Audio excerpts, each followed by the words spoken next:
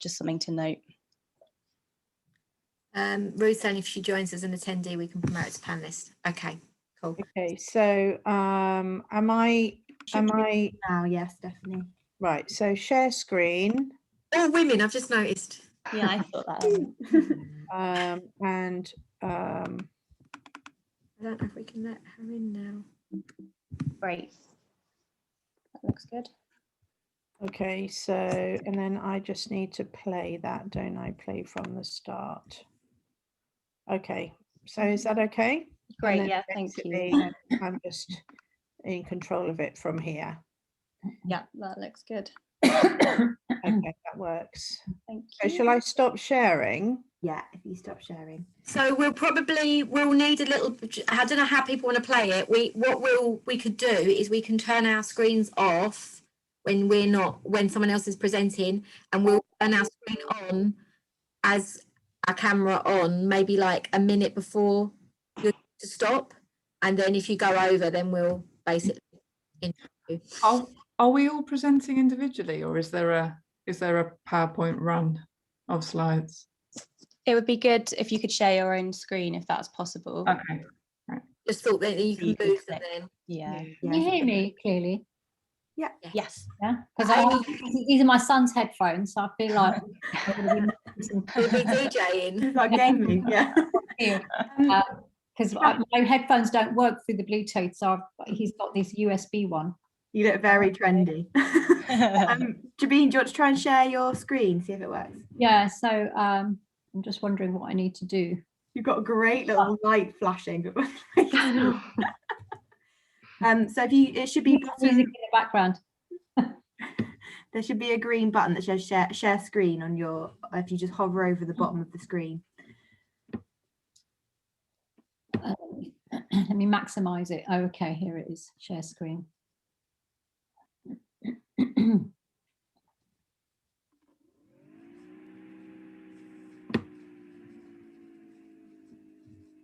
Brilliant. And then if you play from start. Fab. Okay. That looks great. Yeah, you can see that. All looks good. Brilliant. And then if you stop sharing, and then fab. And then Catherine, do you want to try and do yours? Yeah. Yeah. Got two, Catherine. Oh, two Catherine. Sorry, Oh. Catherine with a C. Yeah.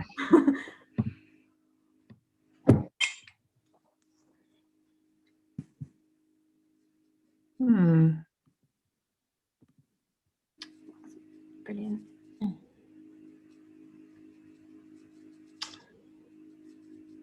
Yeah. Yeah. Is that? Do you want it on slideshow? Yeah. Yeah. So Yeah. yeah. Okay. So it's just the two. Yeah. Brilliant. Okay. That looks great. And then if you stop sharing, and then other Catherine, if you try yours.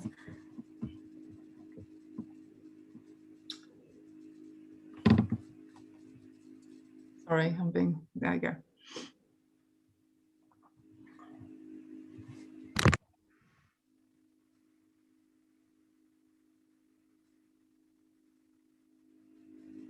Okay, yeah. Mm-hmm. Yeah.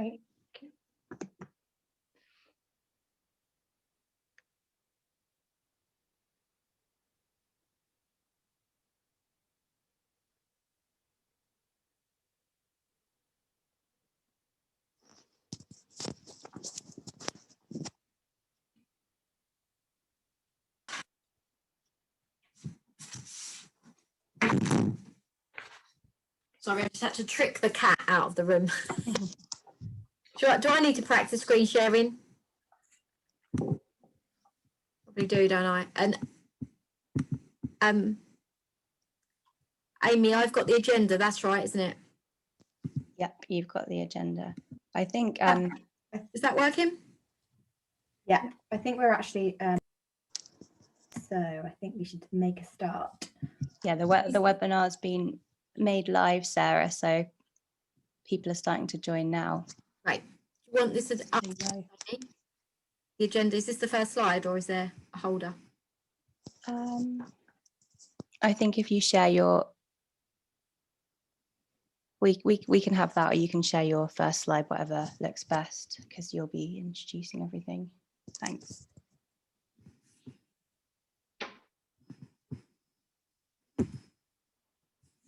Great.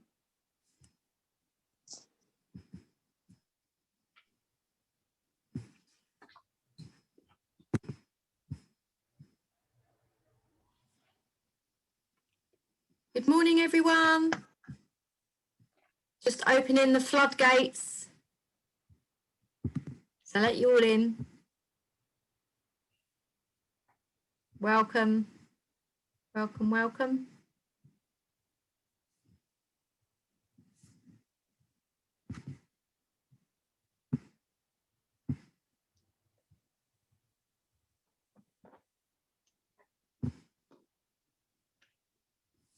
Great.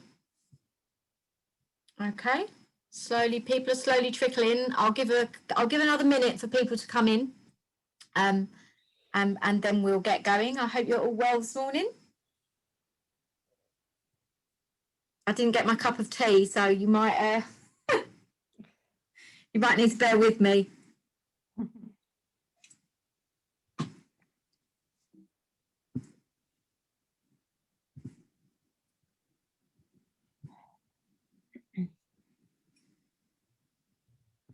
Great. Okay. Well, numbers are coming slowly trickling in.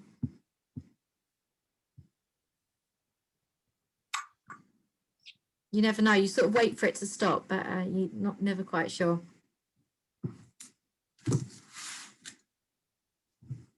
Okay.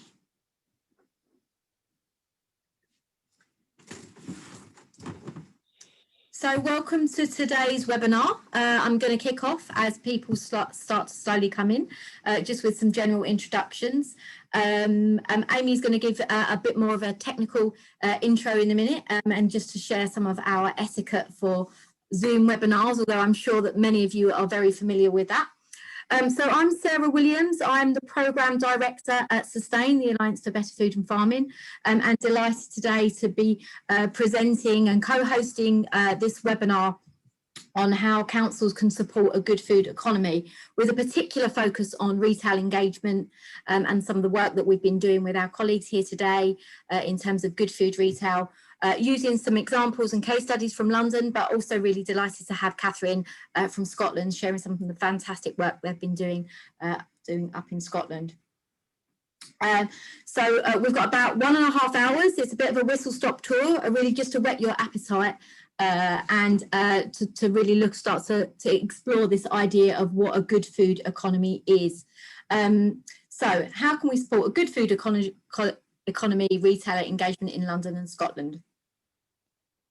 So this is something that Sustain, and I'm sure many of you have been exploring over a number of years. So this isn't something particularly new, but it does feel particularly pertinent at the moment. So not only are we all looking at recovery from the sort of economic downturn of last year, but we're also looking at how we can really achieve a step change in health, and particularly in public health, and really look to improve those health outcomes.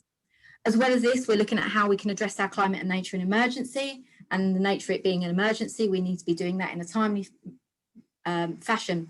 And so it does feel like the good food economy is a place where all those quite siloed entities can really be pushed forward together, and we're really here today to start to do some of that joining up. We're also delighted that so many of you are interested in the role that local authorities can play in this agenda, and by association the real opportunities for local food partnerships to push forward on this good food economy idea. For those of you not aware of Sustain, we are the Alliance for Better Food and Farming. We've been around for over 20 years. We've got about 100 national organisations in our alliance who come together to campaign on key food and farming issues. And this work that we're presenting here today falls very much under our London umbrella, which we call our London Food Link network. And for anyone interested in finding out more about London Food Link, you can actually join that network. So do visit our website and find out more. So today is the culmination of not only 2 years of our work on good food retail in London, but also marks the day that we publish a new report. So for those of you that know Sustain Well, we are known for our fantastic publications, and we have a new one, Good Food Economy and How Councils Can Support Good Food Enterprises. And this really evolved out of this work, along with some work that we did last year for our response, recovery and resilience report, which I'll talk a bit later about. So really just want to thank everyone in advance. We've got some fantastic speakers here for you today, some really inspirational women who over the last year or a couple of years that we've worked with. And we also want to extend our thanks to the Mayor of London and the GLA's food team who have really supported this work. And I think Jenny's here today and will be joining in the panel discussion later. So I'm going to hand over to Amy, who's going to do a quick run through the agenda, give you a bit of our Zoom etiquette before we kick into the presentations. Amy, do you want me to put up the slide or? Yeah, if you could put up the agenda slide. Thanks, Sarah, and yeah, welcome everyone to the webinar. So just a few sort of quick housekeeping points. So this is being run as a Zoom webinar, so as participants, your videos will be off and your microphones will be kept off. But please do introduce yourselves in the chat box, as some of you have started doing already, so we can see who's here today. But if you want to ask any questions to the speakers or any of the panelists, please do that using the Q&A function, which you'll see at the bottom of your screen, because that way we can ask the panelists the questions at the end when we have a Q&A session. And also panelists can answer live if they want to. Just to run through the agenda for the webinar today that you can see on the screen now. So I'm going to, first we're going to hear from Sarah about what is a good food economy, and as she's already mentioned, the launch of our new report on this. Then I'm going to be summarising the good food retail projects that 11 councils have been running over the last 2 years, supported by the London Food Link team and the Greater London Authority. Then Stephanie Rice of Rice Marketing, who's worked with some of these councils running these good food retail projects in Greenwich, Kingston and Southwark. We'll talk about that in more detail. And then we're going to hear from Catherine Hanafin at Greenwich, who'll give us insight into how this worked in Greenwich. And then from Jabeen Shah in Kingston, who'll talk about the project in Kingston. And then finally, we're excited to have Catherine Neal here today, who's the director of the Healthy Living Programme in Scotland. And she'll be talking about healthy retail work in Scotland. So before we get started, we wanted to run a quick poll to ask the audience some questions. So I'm just trying to get that up on the screen now. So hopefully you can see that. So please start voting, choosing the right answer. So we wanted to find out where you work and why you're here today. So if you could select what sort of fits you best out of national government, local government, food partnerships. So I'm hoping that the participants in the audience can see the votes coming in like I can. Just keep this. Okay, so we've got a lot of local government, which is interesting. So I guess sort of expected. But also researchers and food partnerships, but mainly local government. Okay, the majority have voted, so I'm going to move down. Oh, people have already started voting on the next one, great. And then to what extent do you agree with this statement that my local area has a good food economy? So do you strongly agree, somewhat agree, you think your local area is making progress, or you don't agree? So interesting, yeah, the majorities think making progress, but a long way to go. Okay, thanks everyone. That's just really useful for us to get an understanding of who's here, and also, yeah, to see what your opinion is of your good food economy before we've started to explain what we mean by that. So I'm going to hand back to Sarah now to introduce Sustain's work on a good food economy. Great. Okay, thanks, Amy, for that. And yeah, really interesting. So making progress, but a long way to go. So it sounds like you're all in the right place, which is good to hear. Let me just see if I can make my slide move on. So yes, so back to me. So I'm just going to give you a bit of a whistle-stop tour, really, of our new report that's out today. And I'm sure that my colleagues will be manically posting a link to the report in the chat, if not now, maybe towards the end, so we don't distract you. So yeah, we're delighted really to announce that we've launched this new report today, Good Food Economy, How Councils Can Support Good Food Enterprises, with findings from London. And as I mentioned before, this started life as a short briefing, which we were going to publish after the Response, Recovery and Resilience report at the tail end of last year, but really quickly grew into something that felt a bit more chunky than a briefing. And so now we would class it as a fully fledged publication, which you can download as of today. And so today's a really great point for us. This is not the start of this work, and it's definitely not the end. As many of you say, we're making progress, but it does feel like there is a long way to go. But this work has been germinating for some time. And so that means that there's some fantastic examples of good practice that we can all lean into and we can all build upon. And for much of our work, you know, this straddles whether it's farm to fork or sea to sandwich or however you like to talk about the food system. The good food economy really represents that bit in the middle. And we think that that's something that councils and sustainable food partnerships can very much be a part of. And we hope that for many of our food colleagues that haven't been working so much in this economy space, or for those with economic development experience that have not really been focusing on healthy and affordable food, that hopefully you can come and meet us in the middle. So this presentation will give you a bit of a whistle-stop tour, but the report will really act as a guide for you out there. And in sustained fashion, we've taken a vision of a good food economy and turned that into very practical steps, which our friends and colleagues out there can use while they're trying to build a better food system. So what is a good food economy? So we love a definition. If not any reason, then we can all argue about whether it's right or not. And so this is a definition of a good food economy. So it should consist of a mixture of food business and enterprises that are diverse in terms of size and the types of people and organisations owning and running them. It provides access to healthy, affordable and sustainable food. So our shorthand is good, but if you want to unpack that, that's healthy, affordable and sustainable food, and works to reduce impacts on nature and global communities, promotes and celebrates local and cultural food. So why support a good food economy? Well, hopefully for those of you present here today, you don't really need any convincing, but for any colleagues that do, and those of a political persuasion, you can really see that the good food economy hits those multiple agendas. So this is about health and healthy food environments, and how we can create those environments that support our other programs and initiatives rather than continually undermining them by selling unhealthy food cheaply. But also, how do we create that triple bottom line where we're weaving in climate change and ecological emergency into all of the actions that we take so that it's not siloed, so that we're really building an economy that takes note of climate change? And lastly, how do we use our work in the good food economy to really build that and boost that community wealth at a local level?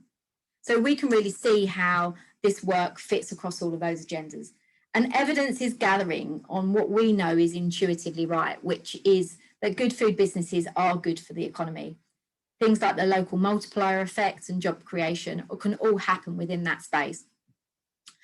For Sustain, you'll see when our new strategy comes out, hopefully very soon, I think it's just gone to design stage, you'll see that we've very firmly rooted the good food economy into our vision of a better food and farming system.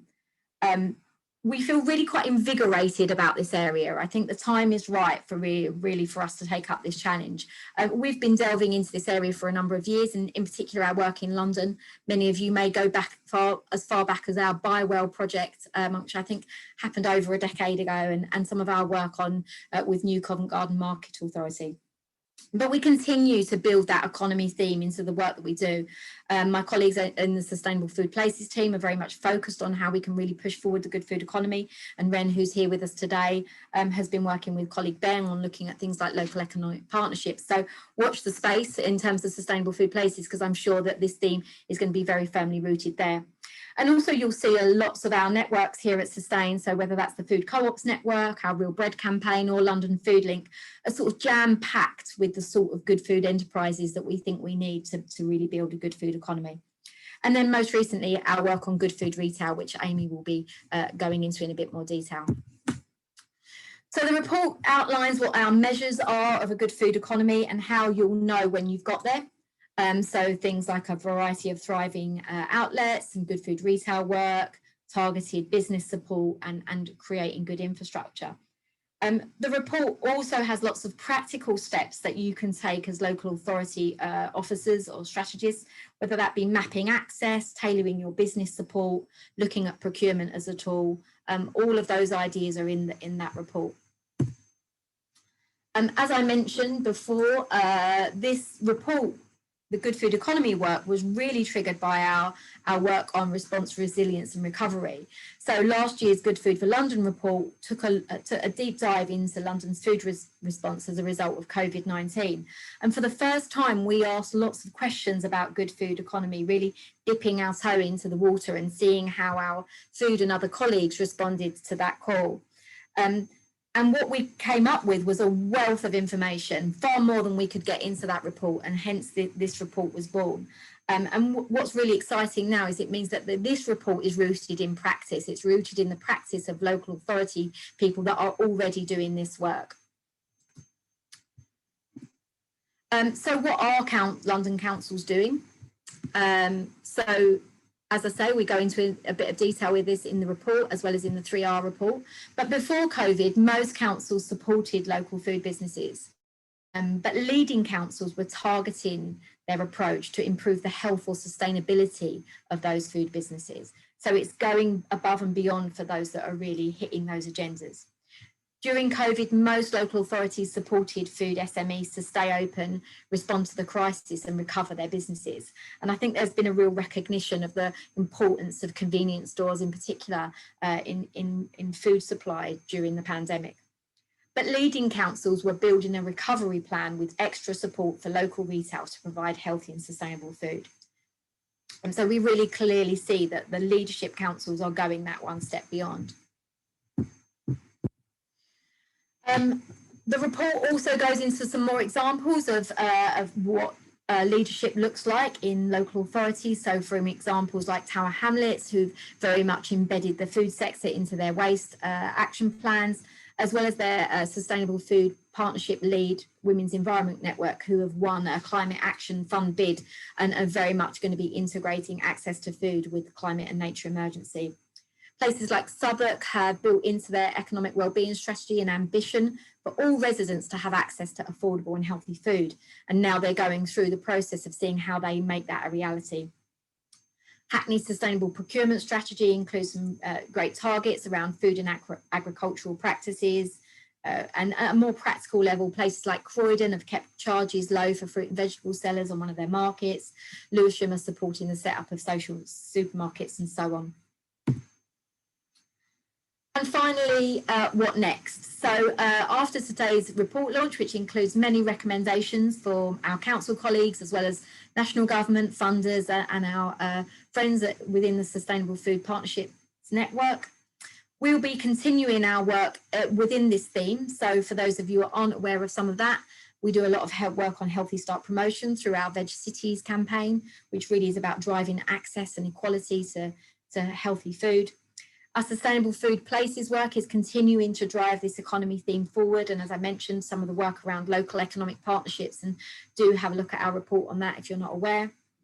Our Good Food Retail funding is coming to an end at the end of this month, but we're very much looking at what the next steps are for that project. So working with our colleagues, including Stephanie here, who's doing some great work on wholesalers, also thinking about what the appetite is for the equivalent of a healthy catering commitment for retail. And very much placing good food retail within the vision of a healthy food neighbourhood. We're also delighted that we're going to be involved in the Food Routes Incubator work that the GLA has set up, and we'll be really looking for the opportunities to support a good food economy as part of that work. So that's it. I encourage you to download, have a flick through the report, come back to us, let us know what's happening in your world in terms of this agenda. We're really in an exploratory stage and excited about building some really fruitful partnerships as we go forward. So thank you. And now I'm going to hand over to Amy, who's going to give us a little bit of a recap on the good food retail work that we've been running over the last couple of years. I will stop sharing.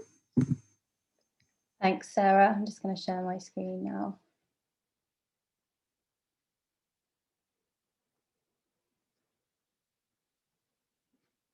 We are. Hope you can all see that. So I'm going to run through the good food retail projects that have been running over the past 2 years with London councils.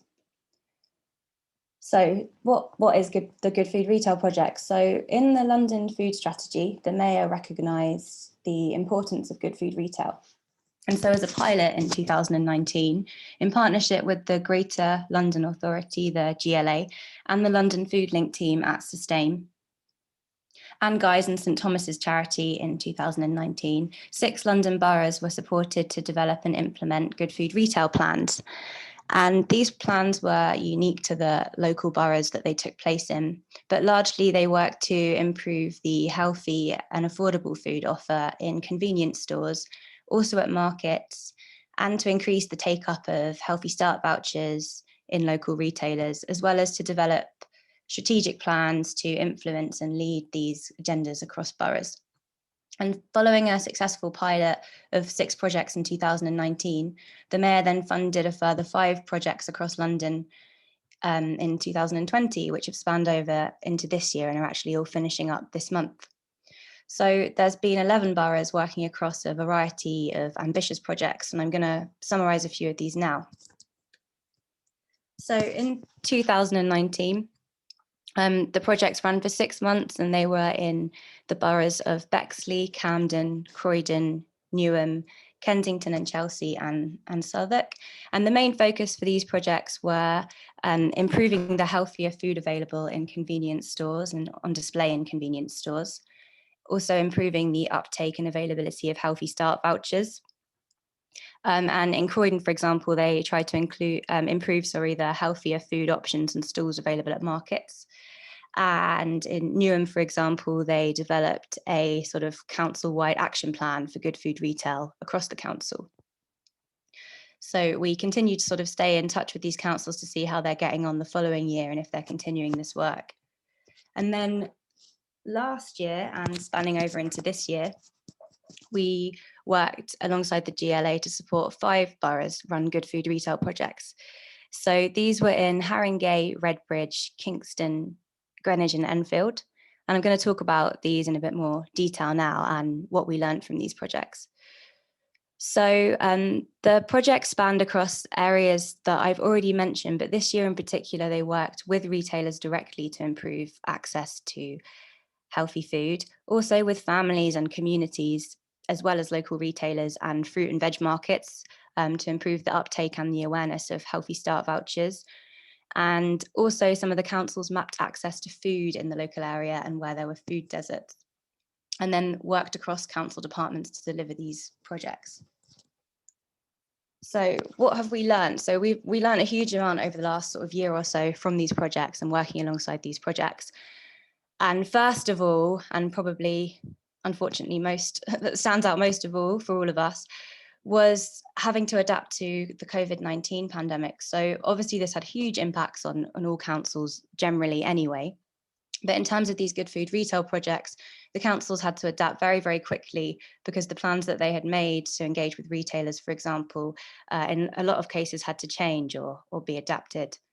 So, for example, face-to-face retailer engagement was no longer possible in the heightened lockdowns, and many council staff were redeployed, for example, amongst other things.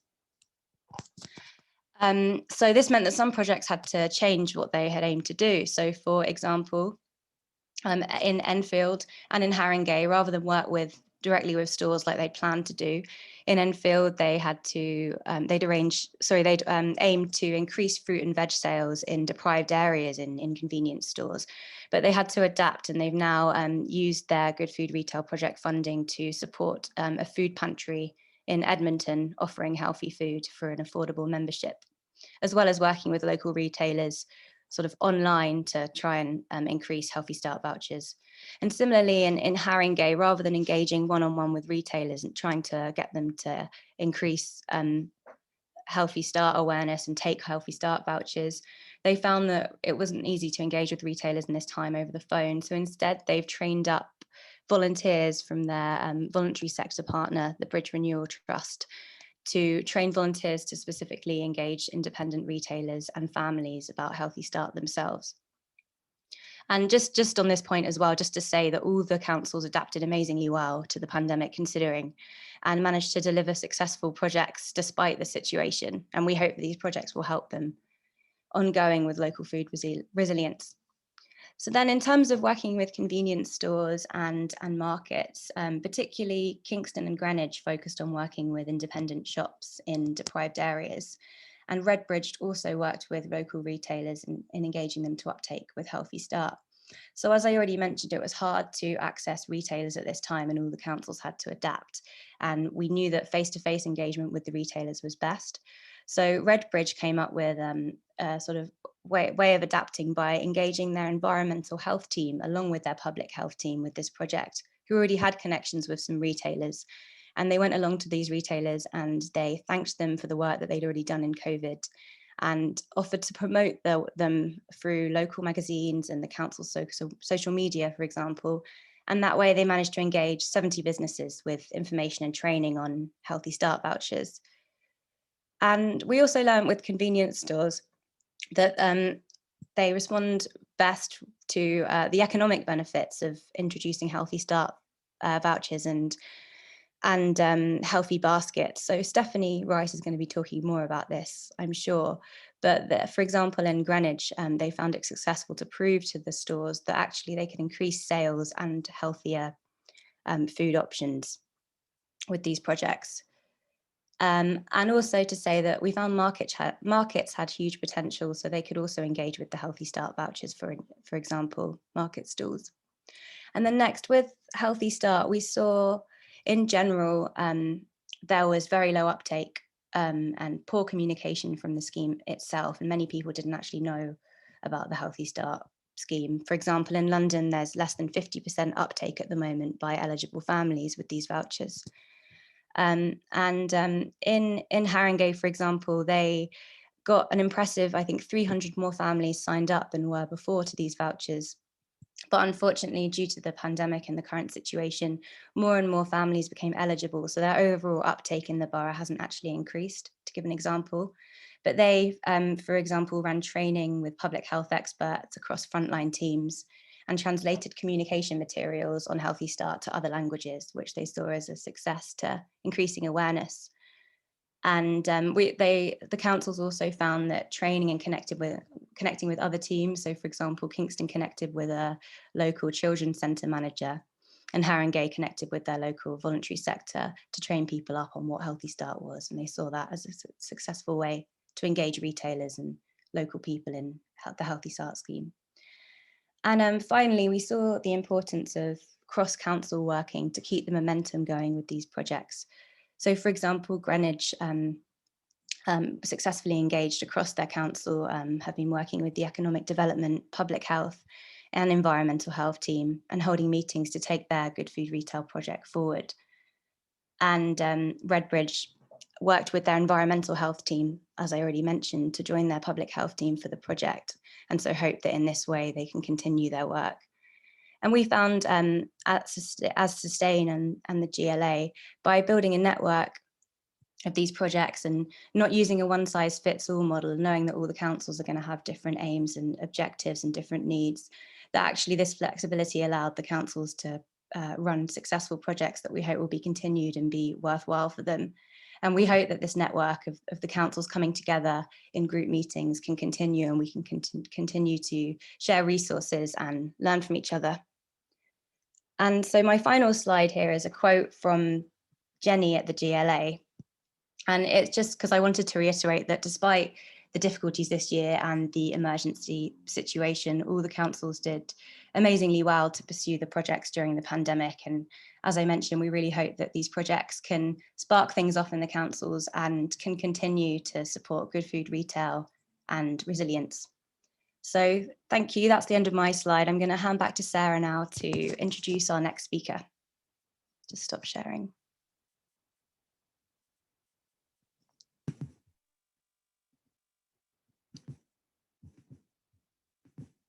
Sorry, my everyone moved.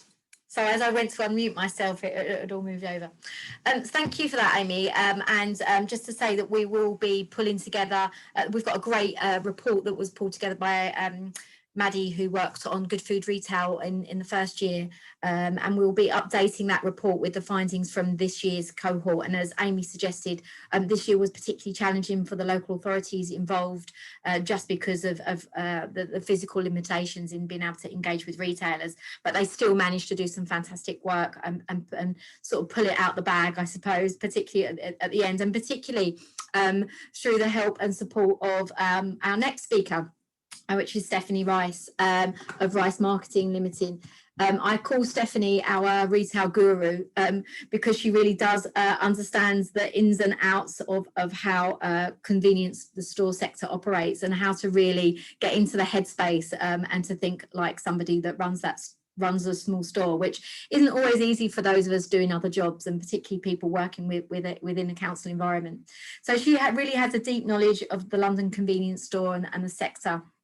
And has been able to access some sort of really great supply chains in terms of looking at the wholesale sector and demonstrating really how a good campaign can focus on the profits for convenience stores and their merchandising, and how to really access healthier food. So it doesn't always come from the place that we might come from. So she's been working across a number of local authorities for a number of years. I think probably about 12 years we've known of Stephanie's work, and yeah, she's here today to talk a bit about how she's been involved in the Good Food Retail project. So over to you, Stephanie.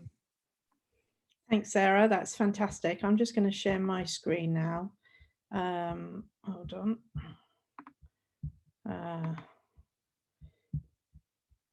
I just need to get permission to share. Hold on. Right. Okay.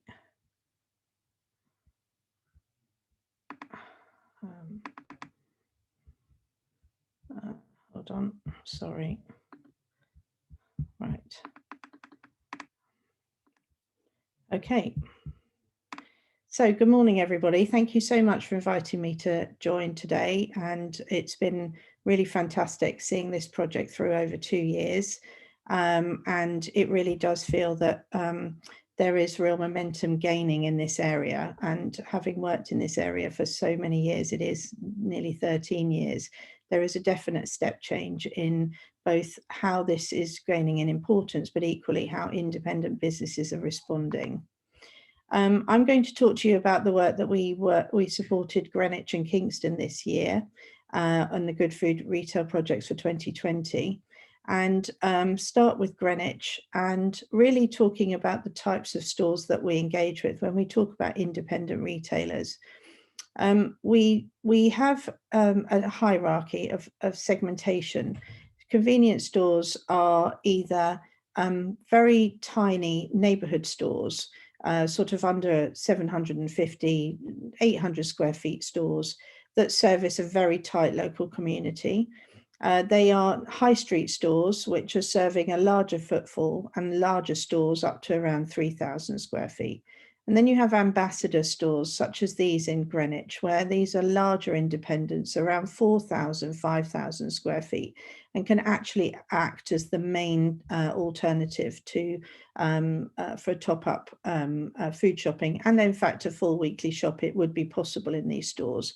And we targeted 3 of them, and we wanted to get a representative of where customers shopped. So we actually focused on Google reviews, and we identified those shops that had the best Google reviews in order to be able to start pinpointing where to target our efforts.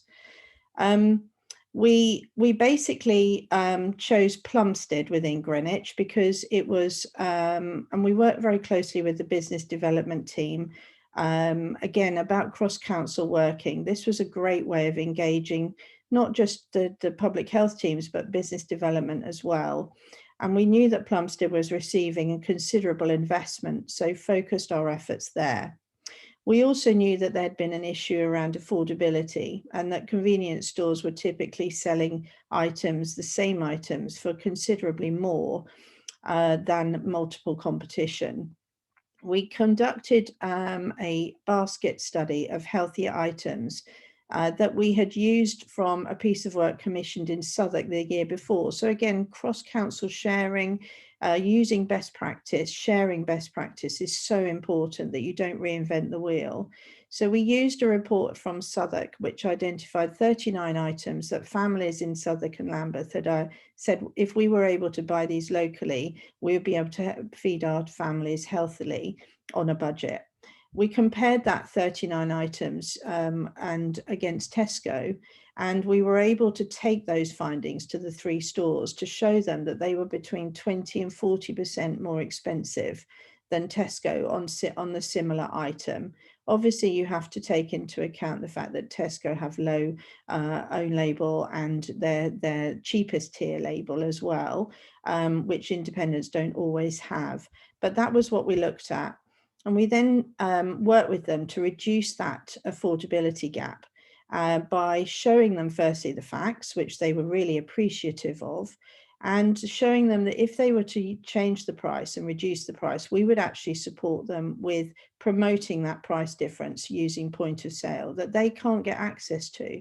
These independent stores are not creative and don't have the tools to create good designed point of sale. So they really responded to it, and we were able to basically we reduced the overall basket by 9%. We were able to do that by really asking the retailers to invest and to say, in return for your investment, we will drive traffic to your stores. Not only will we give you great communication, but we're also going to promote you through our council channels. So again, a lesson is using your council assets in the best possible way to help these independent businesses be successful. It meant that the retailers trusted us and were willing to go with it and actually give it a try, because we were asking them to reduce margins. We also showed them what healthy meant. We were able to go around the store and talk to them about what is healthier lines. They're not always lines that they don't stock. In fact, two of the retailers had very good fruit and veg availability. But we were able to show them the importance of, say, free-range eggs, of which they didn't stock them. We were able to show the things like Alpro milks. They didn't stock those either. And things like tin tomatoes, saying, look, if you were to do a deal on 4 for a price, well, you can actually come down to an equivalent Tesco price on a multi-pie deal. And they were able to respond to that. What we then did is working with Catherine and the team at Greenwich is that we set up a social media and PR campaign to promote these stores as really rewarding them for their efforts. And that led to widespread publicity, a launch attended by the leader of the council, and we then got coverage in the South London press, which was a major coup for the council. In Kingston, we worked initially on identifying the areas which were strategically important to this work, to identify key areas of deprivation and where those areas had limited access to healthy food supply. We were able to identified 5 areas in total, and we then looked at those 5 areas and identified the independent retailers who were most important to those areas. And we identified 5 independent convenience stores that were the first access point for the families living in these deprived areas. And we focused initially on Healthy Start. So we were able to say that to the retailers that there is a large number of Healthy Start vouchers being issued to families who live within a 300-yard walking distance of your shop. By not promoting that you accept Healthy Start vouchers or registering, you're missing out on a marketing channel and on an amount of money, which is £4, it would be £4.5 per child per family, and those were simply going to the larger supermarkets, so they were missing out. What was interesting is that the retailers had no idea that this scheme existed, and simply by showing them that there was a marketing and also a commercial value associated to being able to accept the vouchers was enough for us to be able to sign up all 5. And here's just an example. Hawks Local sits alongside Waitrose, Sainsbury's, Wilko's and Lidl because he's the first of the 5 to have got his registration form in. The process currently is onerous. You have to print out forms, you have to sign them, you have to post them. There are a few hurdles for independence, and that's something that I'm sure will get easier as the scheme develops. And Jabeen will talk about Tony's shortly. Another issue that came up is that some stores had actually already registered but then deregistered because of customer feedback, where customers were trying to buy the wrong items and it became aggressive in the store when the retailer was the one having to tell them no, they couldn't buy, you know, alcohol or unhealthy items. So there were some issues there for retailers, which again we'll be learning a lot about as we maintain the engagement with these stores. 2 retailers are going to focus on the range of fresh foods that fall within the Healthy Start scheme and promote them more widely. And we've also now linked the children's centres to promoting those individual stores to their families. If I just had some top tips of how to engage with independent retailers, basically understand the challenges of running an independent business. Think of it from their perspective, not from yours. Help the retailer understand the opportunity that COVID has shown them. So increasing basket spend and attracting new customers is now possible because the pandemic showed customers that shopping local is possible. And not only is it possible, but ranges are good in these stores. But the retailers have to match affordability and availability of healthier options in order to maximise that new footfall. Make him feel special. We talked about retailers saying, you have been chosen, and we have looked at literally from 200 stores in Plumstead, we chose 3. We made those retailers feel special, and in Kingston, we chose out of 245, we chose 5. We framed it to be valuable to them. We provided expert advice that is relevant to them and their store. We created a tangible action plan that they could then understand and be responsible for. And as I say, we produced the materials. I think the leadership that's come from this has been amazing. Southwark has taken the Good Food Retail work from 2019 and embedded it into their borough-wide food plan. The good food plans have excellence and best practice running right throughout them. It needs to be contained, it needs to be shared, and it needs to be pulled into one network, which everybody then can use collectively. And Catherine will talk about healthy living in Scotland, and that's a great example. And lastly, convenience stores are willing to engage with this. We're working with their wholesalers who influence their supply now. That's really exciting work, which we can share with you as it develops. And the whole aim of this is that we are able to make a practical on the ground difference to increasing affordable, healthy food. And thank you very much. Great. Thank you so much for that, Stephanie. And we will have a chance to quiz Stephanie a little bit later on some of her work and her ideas. So do think of any questions that you've got for when we have our panel Q&A a bit later. I think we're now going to head over to Catherine. So the other side of the story from Greenwich is what does this look like from the council perspective for officers that are working within the council? Catherine is the senior public health manager at the Royal Borough of Greenwich, and I have to say Catherine is a real champion of our work, and by our work I mean the work of the sector, good food and farming. She really gets it and really gets it from a health promotion and public health point of view, and has been doing that for over 20 years. So has a real wealth of experience and learning. She's currently leads on the Cross-Borough Healthy Weight Action Plan and has a particular focus on food environment. So over to you, Catherine. Thank you. I've got a menu bar over my top line, so I can't go to full screen, but can people see the slides as it is? There's only 2.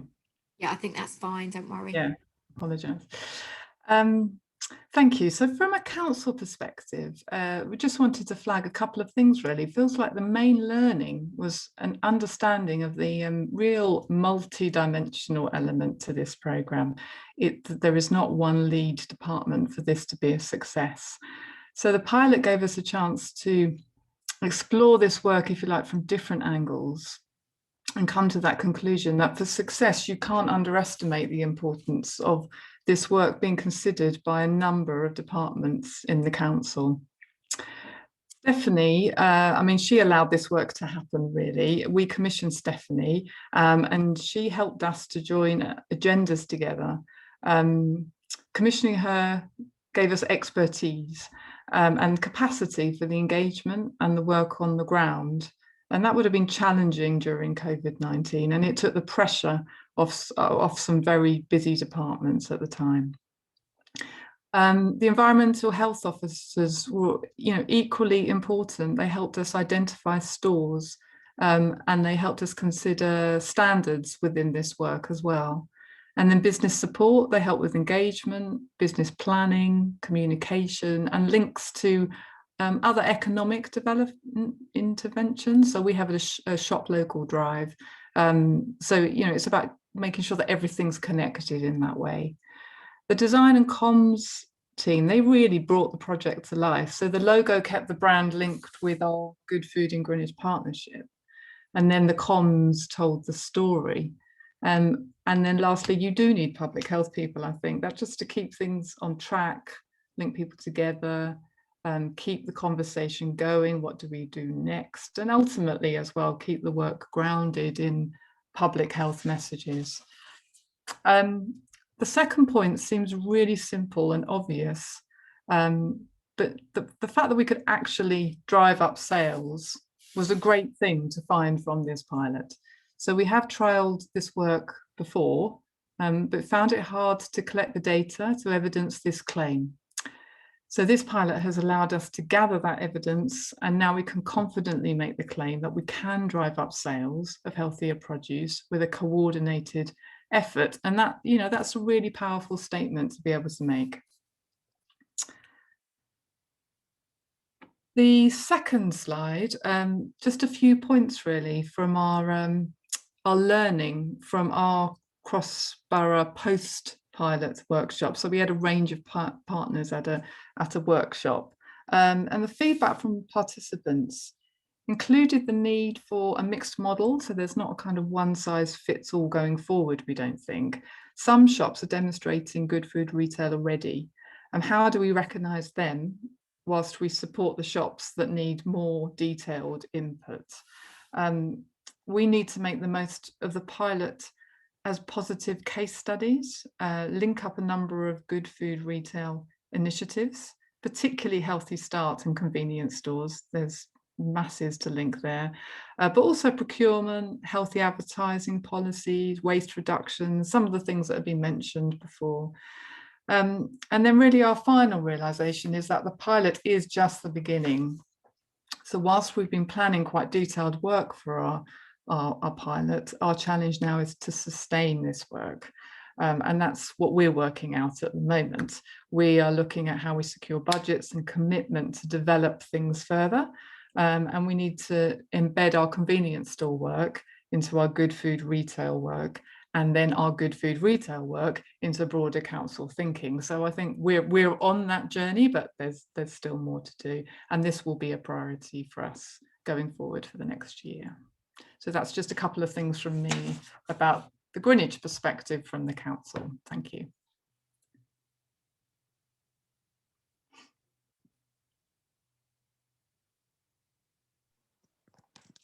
Thanks, Catherine. I'm now going to hand over to our next speaker, who is Jabeen Shah, who is the Public Health Nutrition Lead at Kingston Council.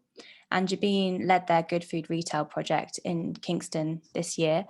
Jabeen joined the Borough of Kingston Council in September 2020, so quite recently, and previously worked at Kingston and St Mary's University as a nutrition lecturer, as well as studying a PhD in child and adolescent obesity and ethnic differences. So Jabeen, if you'd like to come in now and tell us about your experience of the Good Food Retail project in Kingston. Hi. Can you hear me okay? Yes. Great.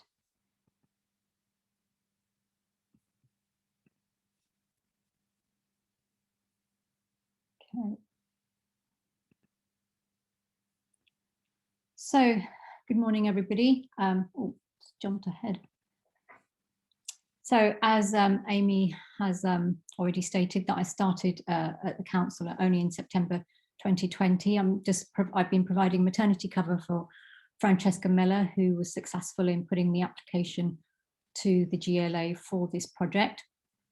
And so she left before the pandemic, and so I was very late in joining this party and had to rapidly play catch up to complete the project within the deadline. So I was sorry for the busy slide, but I just wanted to cram in as much information as possible. So in addition to employing Rice Marketing for doing the food desert mapping work and retailer engagement, part of our plan was also to promote the uptake of Healthy Start vouchers. So we also tried to engage with retailers. So with the help of our economic development team, we put out a newsletter through the Business Improvement District, as well as through our own newsletters, the business and resident newsletters. And really the aim was to sort of highlight again the value of Healthy Start vouchers to the smaller retailers, to increase the the sign up to these schemes. But that was very challenging, and I think really Rice Marketing with their expertise came in and helped a lot with the work that they did. And then additionally, we had the Healthy Start working group, and we worked with Kingston Voluntary Action and Achieving for Children. It's already been mentioned, Brenda Wood, who's the Children's Centre Manager, and ran a number of social media campaigns. And Brenda also sent out emails to all the sort of Kingston nurseries and preschools with information and links to the Healthy Start scheme to encourage the uptake of Healthy Start by eligible families. And then we also put forward a lot of information on our own website, our platform called Connected Kingston, to sort of promote the uptake of Healthy Start vouchers, both to retailers as well as to eligible people. And then we put out leaflets and posters, as you can see here on the slide. So we updated that to make sure that it was only, at the relevant sites, because during the pandemic, there were fewer centres that were distributing the Healthy Start vitamins, for instance. And then we sent out over 70 posters across various notice boards throughout the borough, using the help of our local rangers, and sent out over 2,000 leaflets to local pharmacies, as well as a poster that went out to each pharmacy. And then leaflets also went out to food banks and various other charities, such as Bright Boxes, who were distributing food parcels throughout the pandemic and obviously beyond. We also engaged with a local fruit and vegetable holder, which I'll mention in the next slide, Tony, who's with our help and support managed to sign up to the Healthy Start scheme and start accepting Healthy Start vouchers. And then just this little graph here I've put together just to show you the uptake figures. So the blue line represents the uptake for Kingston in terms of Healthy Start uptake. And so you can see in March, we were quite similar to the London average, which is the orange line. And then following the London average, our numbers uptake fell through the pandemic. And then a big drive in October, we saw a considerable increase in the uptake of Healthy Start vouchers to 52%, which was similar to the pre-pandemic figures. And then this is just to show you our local hero, Tony, who's been around in Kingston running his market store for, I think, well over 20 years. This is his Facebook post when he successfully signed up to the Healthy Start voucher scheme with our support, and has also been accepting vouchers on behalf of other stall holders who don't have the capacity to sort of go through the whole rigmarole of registering for this scheme. And then really what our key learnings are and next steps, something that I found was extremely challenging, and I think it's already been stated, is that engaging with retailers is not easy. When their bottom line is obviously profit and their margins are very small. So we really did need Stephanie from Rice Marketing, who kind of saved the day in terms of getting this project delivered, engaging with the retailers, doing the food desert mapping work, and establishing this contact and registering 5 retailers, local retailers, to sign up to the scheme. And Sustain providing that platform and sharing the sort of knowledge experience of other boroughs and contacts, such as helping us to find Stephanie as well, has been critical through the whole process. And for us, this is really the start of the conversation. We really need to keep the momentum going, and would really appreciate continued support from Sustain as well as the GLA to help us through to the next step, because you can't really leave it here. There's so much more work to be done. So we've also set up, there's a local charity that set up the Good Food Co-op, Voices of Hope charity, as well as Bright Boxes, and possible promotion through the retailers could be to use these charities. The Good Food Co-op, for instance, is a fruit and veg box scheme that is being promoted online, but if we could engage that, potentially engage with retailers to help promote fruit and veg affordable prices, that would be something that we need to consider for the future. We're really excited about the work that's being done in Scotland, which is obviously this nationally funded approach in Scotland, the Healthy Family Programme, and we've already had a discussion with them internally. And I'm a real firm believer in not reinventing the wheel, and really learning from others and taking this to the next step. Thank you.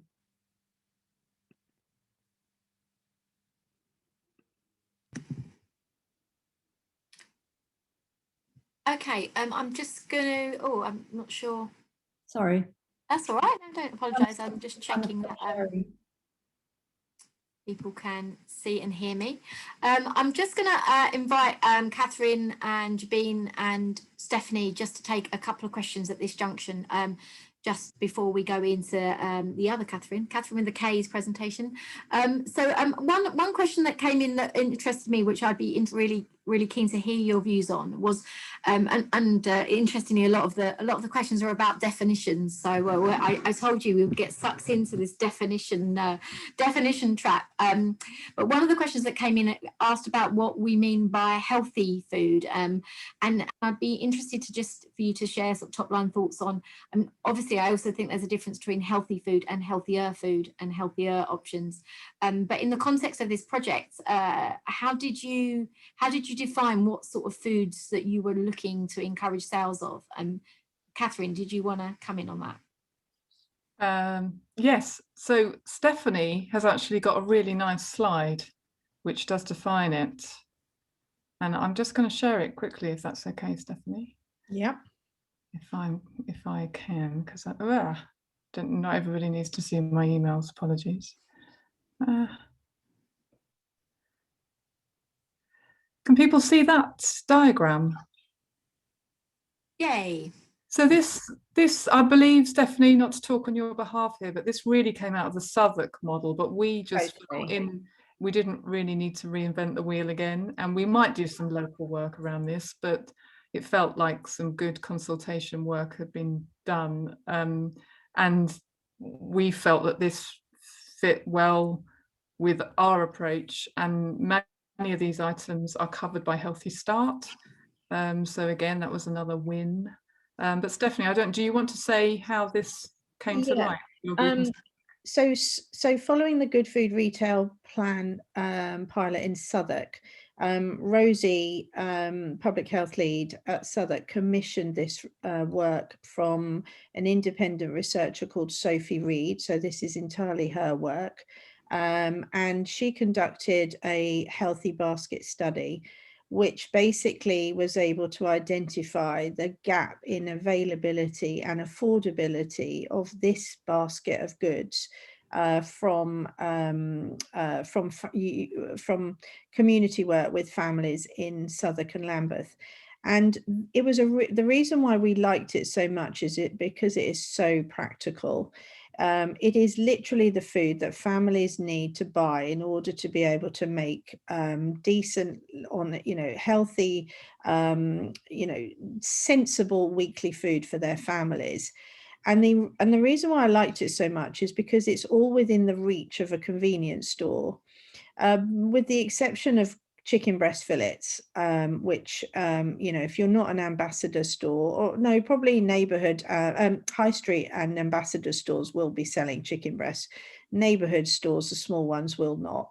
But the vast majority of their goods could be bought from a convenience store. And that's where we started, because the study showed the huge range in pricing. And it was that report that led me to come to Catherine and say, why don't we just try and get the pricing down on this basket of goods, and let's see if we can engage the retailers using range merchandising, promotion, point of sale, publicity.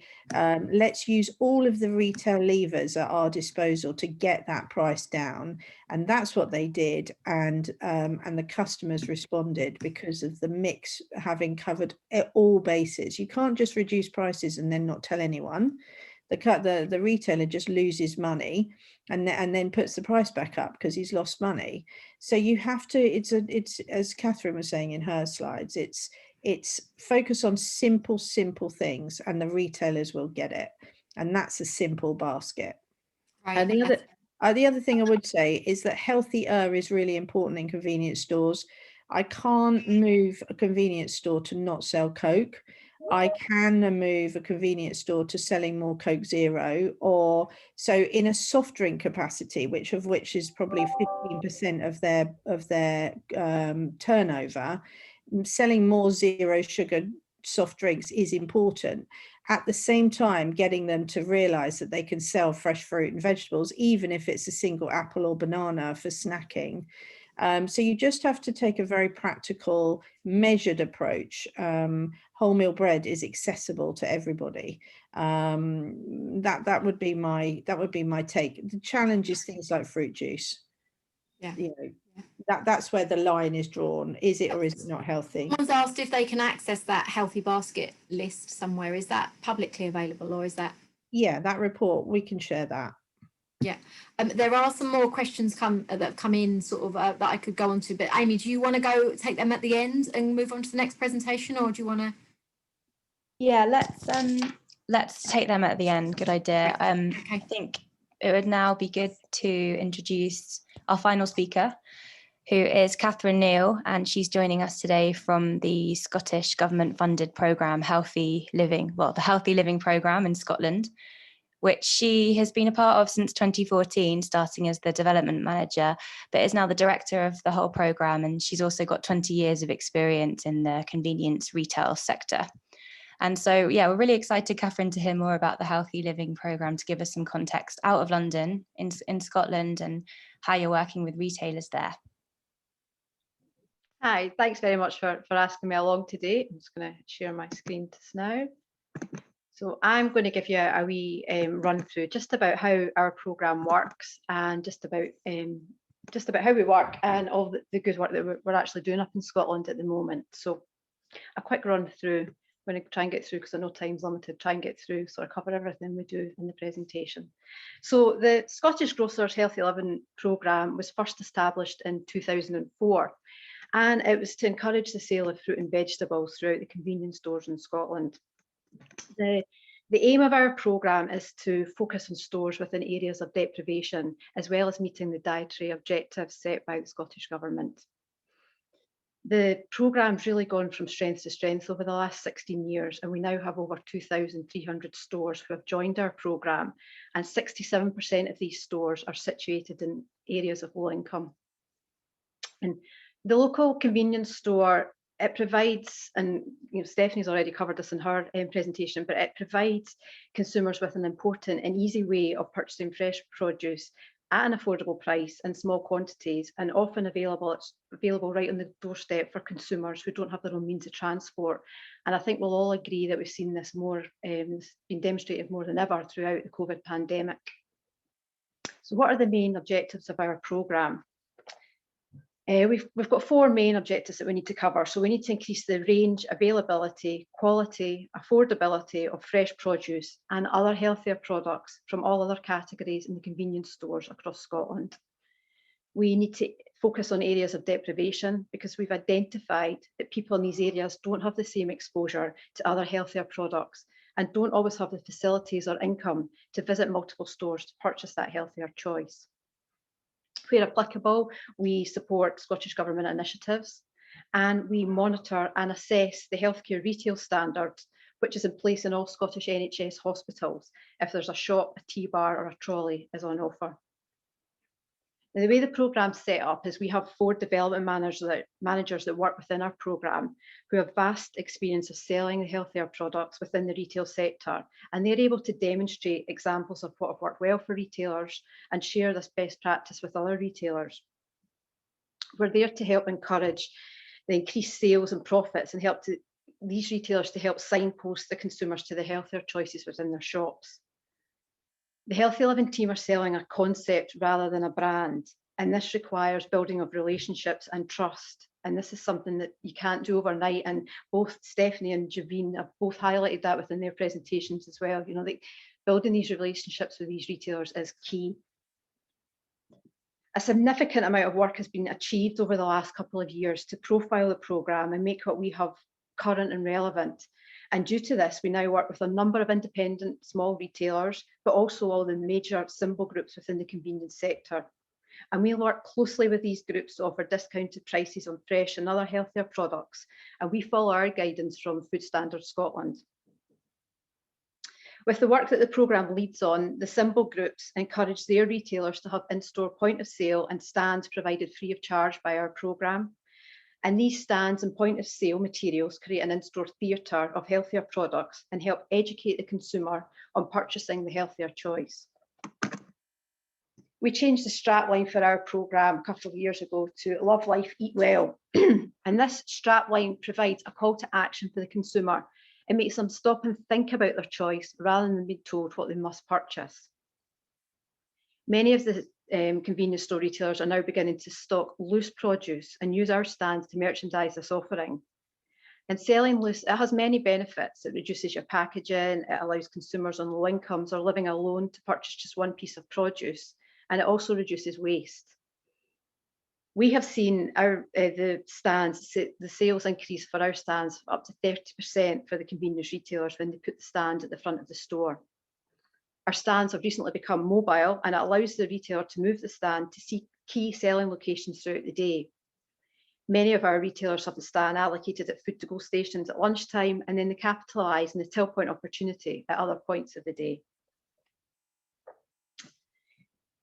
Community engagement is essential for any small convenience store to be successful. And in 2016, the Healthy Living programme identified a potential link with the local convenience store and the wider community of how we can educate children and adults into buying the healthier products. And this was where the concept of our events began. So the Healthy Living programme, we run 2 different events, currently linking with the local primary schools. The first event we call as a big breakfast, and this is where the retailer along with our team go into the local school one morning and we serve the whole school a healthy breakfast. We link with the wholesalers, and the store tends to have special offers on any of the products that we have offered at the breakfast, and we're trying to encourage the parents then to buy these options when the pupils go home and explain what they've actually had to sample that morning. Our second event is a Healthy Living Day, and this event is actually carried out in the local convenience store. Throughout the course of the day, the pupils come from the primary school class by class. The pupils are then encouraged to come back into the store later in the evening with parents and carers, and they do a mini treasure hunt where they point out all the healthier products that we've already set up. This event is key because through the children, we can help educate the parents into buying that healthier product. At both events, the pupils are all given a voucher to redeem back in store for a piece of fruit or a bottle of water. This encourages the parents to visit the store, which increases the footfall for the retailer, awareness of healthy eating, and, as I've already mentioned, education for both pupils and parents. These events help to embed the programme, but also they build on these key relationships that we're all talking about trying to get the retailers to engage with us. As a programme, we've now spoken to over 14,500 pupils across Scotland. We launched our Welby Club in November of 2019, where children would be given their own loyalty card when they buy a single piece of fruit. The card is stamped, buy 4 and number 5 is free. It's a very simple concept, but it gives the children and young people their own card and hopefully encourage them to make the healthier choice for snack time. One retailer saw sales of loose fruit increase by 200% in the first week of running the loyalty club. But due to COVID, we've all had to think differently, and we had to devise a plan to help retailers whilst our field team weren't always allowed to be in the stores. So we identified that during the pandemic that cooking for home was becoming a trend and very popular. So we have now launched our Welby Cooking at Home initiative. The recipes are aimed at children and hopefully will aid in the cooking at home concept. We are giving out reusable shopping bags, which are given out through an in-store promotion. And these bags have a QR code on them. When scanned, it directs the consumer to our website and they're able to access all the recipes that we have on offer. And we get our recipes provided by the Parent Club in Scotland, which is another Scottish Government initiative. So government support is fundamental to the running of our programme, and we are very, very fortunate in Scotland to have this opportunity, and we wouldn't be able to run without our government support. However, engagement on all levels to have the programme recognised is key. And over the last year, we have increased our presence on social media and created our own website. And during the pandemic especially, the website has opened up a window of opportunities for us to enable us to showcase the work that we've achieved. But to ensure the longevity of the programme, we need to be moving forward all the time and really engaging with our retailers and listening to what they want within their stores. And we also need to work together with the sector and linking with other government policies where applicable. One government policy that I think that will interest you, because we have been talking about Healthy Start vouchers so far, is that the Best Start card was actually launched in Scotland and it replaced the Healthy Start vouchers in August 2019. The Best Start foods have increased their weekly payment to £3.10 to £4.25 a week for pregnant mothers and children aged 1 to 2 year old, and from £6.20 to £8.50 a week for children under the age of 1. Best Start Foods has improved the choice and supported a variety of dietary needs by widening the lists of foods that families can now purchase with the card. The Best Start food payments are made eligible to pregnant women from the first time they know they are pregnant. And this early support really helps the mother's nutrition from the early stages of a child's life, whereas the Healthy Start scheme in comparison is paid from verification of pregnancy. The card is a contactless payment card that reduces the stigma of having a voucher in store, of the consumer giving over a voucher.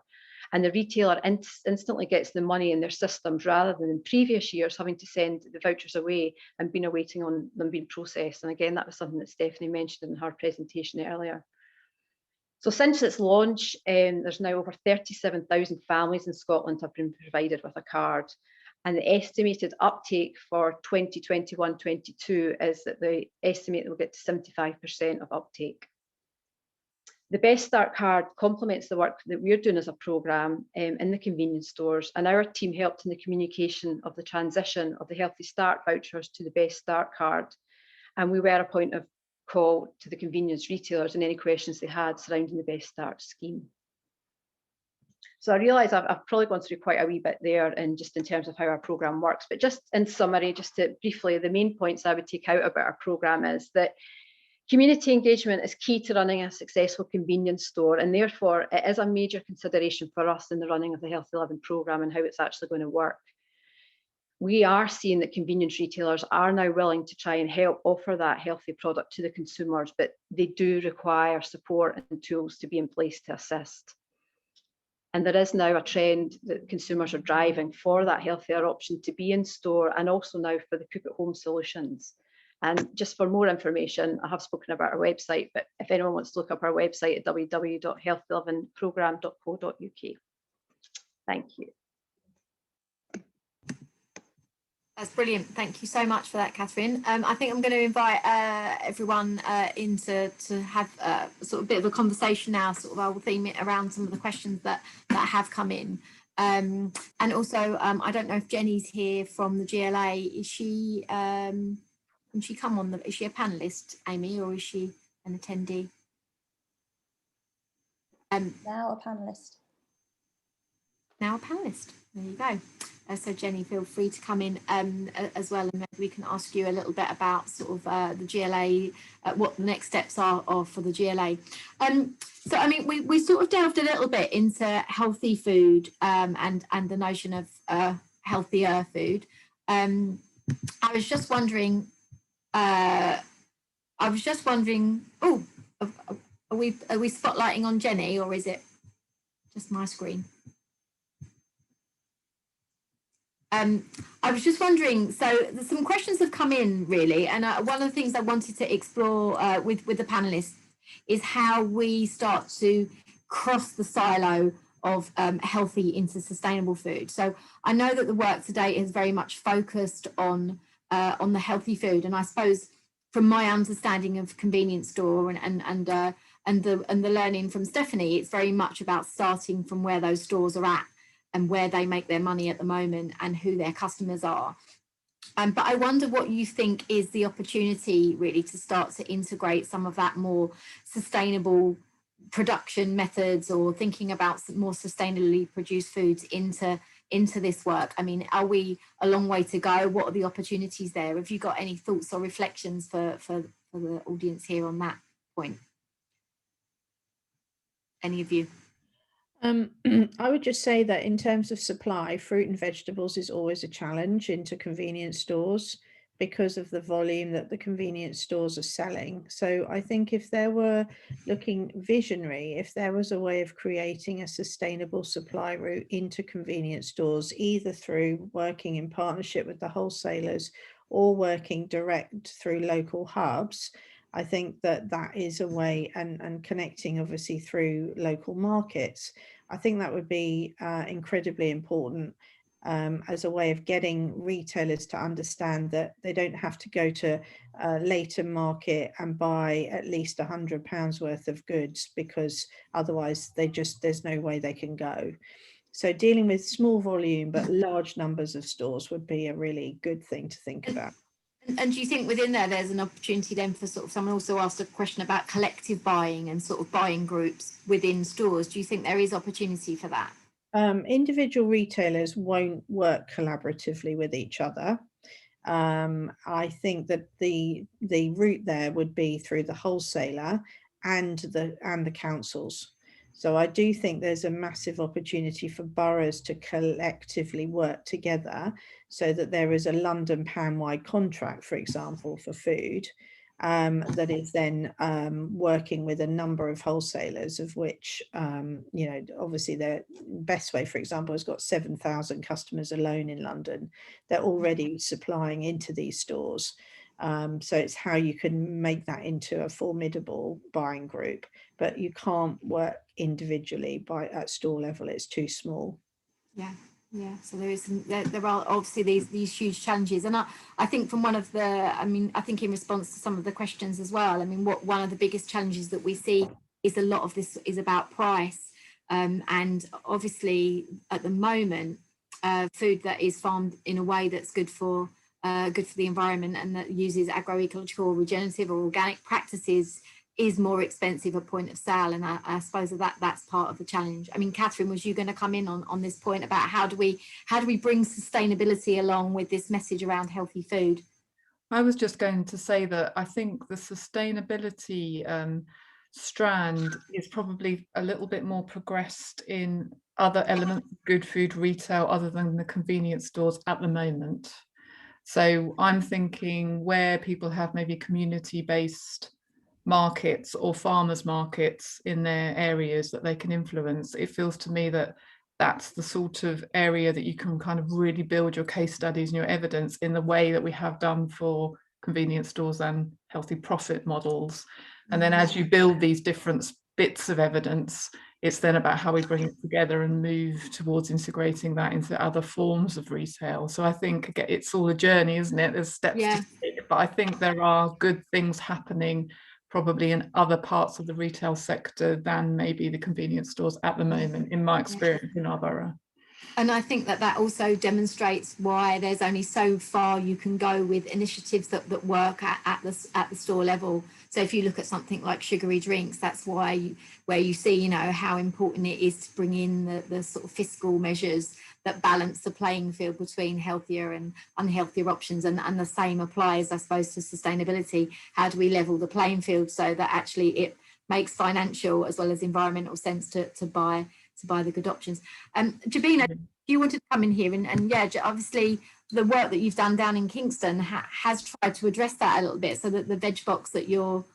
Yeah, so I mean, I briefly mentioned it, I just threw it in at the last minute, actually, the Good Food Co-op and Bright Boxes. So the Good Food Co-op is you know, and the Bright Boxes is run by the Voices of Hope charity, and we've been supporting them along with the KVA, Kingston Voluntary Action.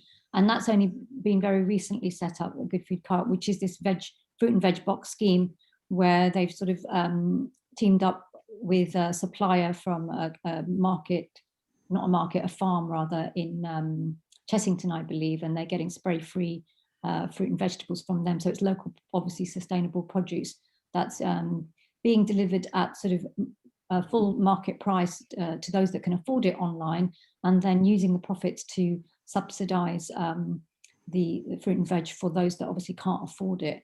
And then the Bright Boxes is a like a Hello Fresh. It's a complete all the ingredients put together with a recipe for families to make a meal for a family of 5, vulnerable family, to cook at home. So encouraging home cooking as well. So, you know, I was quite excited to learn from Catherine about how they've got this Welby scheme and whether we can use these Good Food Co-op and Bright Boxes to engage with retailers in some way. So these are just thoughts at the moment, and how we can turn that into something practical, where we're bringing in the smaller retailers to help support the local, retailer market, as well as support. I mean, I'm sort of quite interested, Jabine, in how Kingston sort of took the step into supporting that sort of initiative, because, you know, I mean, you know, it's not every local authority that is supporting a voluntary sector to set up a veg box. So I mean, I think it's fantastic, and we should really be celebrating that. But how can other councils sort of go down that road? What do you think it is that unlocked that? Well, I think it's just engaging with the charity. So this charity has been around for a while, and I think during the sort of pandemic, people were coming up with different ideas to help support families that are vulnerable, suffering from food insecurity. So the idea came about. They were an established charity and were able to sort of put this together. And because we work closely with them, I think many boroughs work closely with the charities, that, you know, we could help to promote that and support that as well. And I mean, what we're currently doing in terms of helping Bright Boxes and the Good Food Co-op is sort of working with the sort of recipe analysis, nutritional analysis work as well, because we've got the sort of capacity to help them in supporting that side of things. And it's all about sort of trying to, you know, bring that together and then engaging with schools. So there's a lot of work to be done, and bringing them together. You need the right team on the ground to do that. So it is a challenge, but very exciting. We'll be watching. Well, we'll be with you on the journey, Jabine. Yeah. It felt like this was a good time to bring Jenny in, actually, because Jenny, that sort of touches on, I suppose, where the GLA is going next. Obviously, the GLA have been sort of instrumental in driving forward the work on good food retail, and it's in the London food strategy as an area. But Jenny, do you want to share what's the next step for the mayor and the food team in this journey? Yeah, thanks, Sarah. Firstly, I just want to reiterate the importance of good food retail, especially within the current economic climate that we find ourselves in now. I also want to say a big thanks to all the boroughs who have worked with us and Sustain on their good food retail plans and projects, and all the commitment that they've shown throughout. This has been a really small investment on our side, but it's just the start of something much bigger for each of these local authorities in ensuring that those most in need are able to access healthy, sustainable and affordable food. I really hope that this work will inspire other local authorities to work with their local retailers too, especially in the most deprived wards in their boroughs, to increase affordable and healthy food options to those on a low income.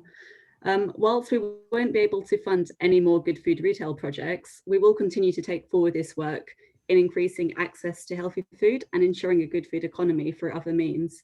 So most of you will know now that as part of the London Recovery Programme, food cuts across the 9 recovery missions to varying extents. So the Healthy Food, Healthy Weight mission, for instance, has a key objective that by 2025, every Londoner lives in a healthy food neighbourhood. A key element of these healthy food neighbourhoods will be improved accessibility of healthier food options on local high streets, which can be achieved through several means, including by providing healthier catering commitment training to local food businesses. This is something that the GLA Association of London Environmental Health Managers and local authorities have invested in since 2012.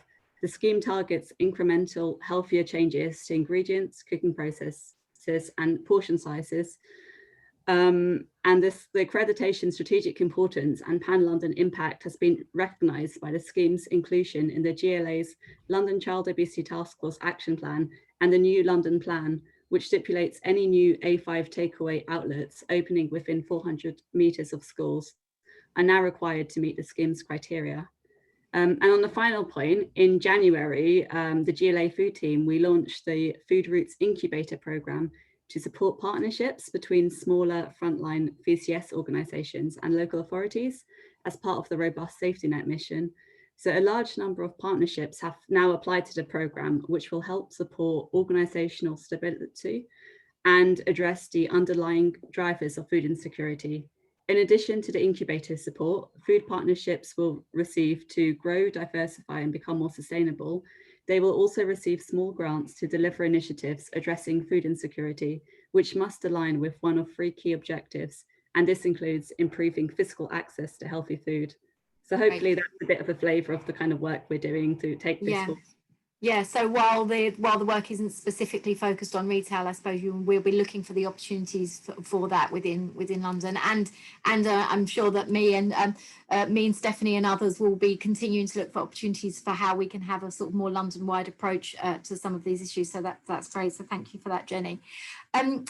Catherine, I just wondered, Catherine from Scotland, Catherine Neal, I just wondered if you'd also come across or have been reflecting on this idea of sort of sourcing produce and where the produce, you know, what's the sustainability angle of the supply chains that you're feeding into? Does that come into the work in Scotland? Yeah, it does. I mean, we are very fortunate in Scotland that we have quite a close area of the wholesalers who do supply the fresh produce into the stores. So we have we are really lucky with the supply chain that we have that supplies these stores. And as we've already highlighted, you know, we work very closely with these wholesalers, so we are able to negotiate prices for the convenience trade as well. And one example we're doing at the moment within Booker shops, we've got a promotion on the bananas. So you buy a bunch of bananas for 69p. So we try and work ahead of the game and work with the promotional calendars that the wholesalers are using. So then they can then drive that back into the retail stores. So we are very fortunate here. Do you think that the next step in that journey then could be, you know, produce that is addressing the climate and nature emergency? So, for example, you know, could those bananas be fair trade, or, you know, could any of the fresh produce be organic? I suppose, you know, this is where the two worlds are coming together. There's many people on this webinar today who are really interested in the sort of regenerative farming and sustainable practices, and then we've got our public health people who are interested in health. So I suppose do you feel that there is opportunity to bring those two together, or is the pricing element still going to be the biggest challenge in that area? I think pricing will always be the biggest challenge. I really do. But it is something that we're working with in Scottish Government, very much supporting local as well. And I know through the pandemic, that's come more to the forefront as well, about supporting local suppliers. And there is another initiative running within Scottish Government just now to encourage shop local. But I do think when you're talking about organic, you always are going to have that price point there. That's always going to be a bit of a challenge. But the thing that I always say is we all need to work together on this, and we all need to, especially as a sector, in Scotland, the convenience sector is quite small. So the more we can work together with this, and the more we can work with the different symbol groups and try and get that price point down, you know, that's what the key is. Yeah, and I suppose for some of us, it's also looking at how the different models, and one of the examples just to share is the Tower Hamlets, the Women's Environment Network Just Food projects. So they're going to be working specifically with market traders to look at how they can get produce in with lower carbon footprint. But for all my colleagues working in the sustainability space, I would say the first step is to get the fresh in, and then once we've got the fresh in and we're reducing the sort of ultra processed foods, then the next step is to get that into sustainability. So there is some steps to take, and I think that's why we also need to be campaigning on this stuff. Jabeen, was you going to come in on that as well? I just wanted to make the point that, the work that Catherine, they're doing in Scotland is working with the families in the schools as well to create that demand, because obviously without the demand for fruit and vegetables, people aren't going to go to these shops to buy them in the first place. So, and obviously the retailers aren't going to stock them if the demand isn't there. So we kind of need to work as a community to create that demand, to educate the families, the children, to purchase healthier foods, to cook from scratch, and create that demand as well. Yeah, I mean, that's a really interesting point. I was just going to ask panelists as well to share, I think, the opportunities maybe that have been presented during the pandemic. Obviously there's been some fantastically huge challenges that have been presented to all of us. But I mean, Stephanie, did you want to share what you think the opportunities are as a result of the pandemic? What's changed? I think the first thing is that retailers are looking for support in whatever form it comes. So readily accepting advice and being open to learning and improving. That's definitely one thing that's come out of this. So opening mindsets is really evident. The second is that customers have tried local shops for the first time in lockdown 1. And the challenge is to keep those customers coming back in now that the environment is changing again. And it's not just new customers, it's also customers spending more in those existing shops. So basket spend's going up as well. And retailers are their own worst enemies. They will range to what they think as opposed to what is out there as a real opportunity for customer demand. And our job really is to show them the market and the category trends, the fact that healthier snacking is growing, the fact that you've got so many growth categories in lower sugar, lower salt, lower fat options. We've got to try and help these retailers realize that that is for them. It's not just for the larger supermarkets to sell. Yeah, no, I've been seeing organic eggs in my local convenience store, which hasn't nothing anywhere near that. I think they skipped free range and went straight to organic, which has been really interesting.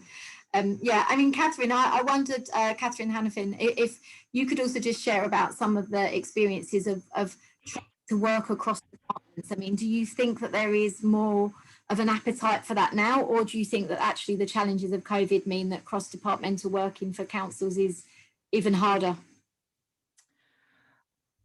Yeah, I think it was one of those strange things that whilst people were very busy, they had to kind of forge links very quickly with other departments, probably more quickly than, in normal times.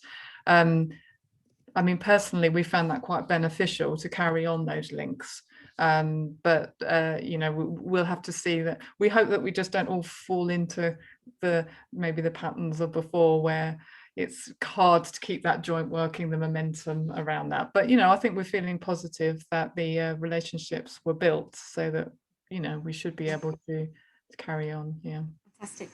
Okay, well, I've just spotted the time. Time flies when you're having fun and talking subject that you've been immersed in for the last however many months. So I just wanted to say a massive thank you to everybody again. And just to any of those of you that are working within looking at good food retail and good food economy within the London context, we are looking at possibly creating a peer support group that can continue to check in on this work and not hold each other to account, but continue to motivate each other to do this work. So I know it's something that Jabeen and Stephanie and I'm sure Catherine and other colleagues will be involved in So do let us know if you're interested.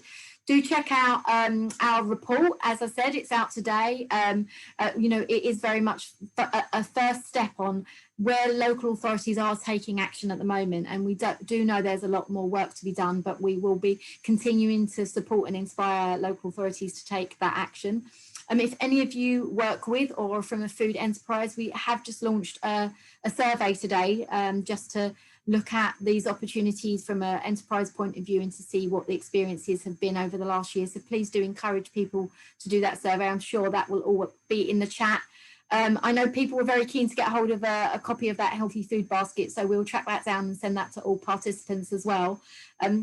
But other than that, just to say a massive thank you to all of our attendees and to all of our presenters today. We're really excited by what happens next, so we look forward to working with you all. Thanks very much, and thanks, Amy. Thank you. Thanks. Bye. And Ren in the background helping us with Zoom. So very, very smooth. So yeah, thank you everyone. Thanks. You. Thanks very much. Stephanie, where do we get a copy of the healthy basket? Is it? I'll send it to you and you can send it out. That's brilliant. Thank you so much for that. That's really great.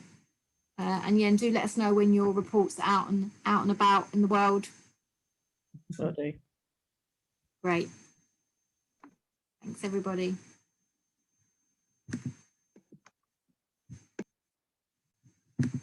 Wonderful. Ah. How you doing, Amy? All right. Hi, Ren. Good. Good, good. I know. How beautiful does that sunshine look? We all deserve a walk, I think. Yeah. Good stuff. Went quick, right? I know, really quickly. You never stop. Yeah. It's very, I know people are still on, I'm not saying anything that I wouldn't say publicly, but it's very interesting how we're still in this place where, you know, you've got health and sustainability. It's like they're starting to touch, but it's like pushing those two circles together to create this Venn diagram of joy in the middle. So yeah, I mean that's where I think the next big funding pot needs to focus on, is like, how do you bring that together? How do you bring health and sustainability rather than continuing the siloing of it? Appetite's there, isn't it? Questions, wasn't it, on food growing and supply chain when we didn't. Yeah, I didn't have time to get to that question. I also think, you know, I don't know how. I mean, it's quite a complicated one for people working within within retail to think about, you know, food growing. And you know, I can't imagine a day when a small garden is going to be supplying a convenience store. But you know, there are opportunities for food growing to supply their own communities. But at that point, is it economy? Is it economy if you're not buying it? Very good question. Ruth? Yeah, I just bumped Ruth up. Sorry, I didn't do it before. Hi, Ruth. It's Yes, it's interesting, isn't it? That continued, like, you can see the people in the chat that are focused on sustainability, and you can also see the people that are focused on health and affordability, and the idea to go to a convenience store and say, what about sourcing organic, you know. Can we go on Teams, because this will be recording, so this is on. All right, yeah, cool. I was just sharing my reflections of the challenge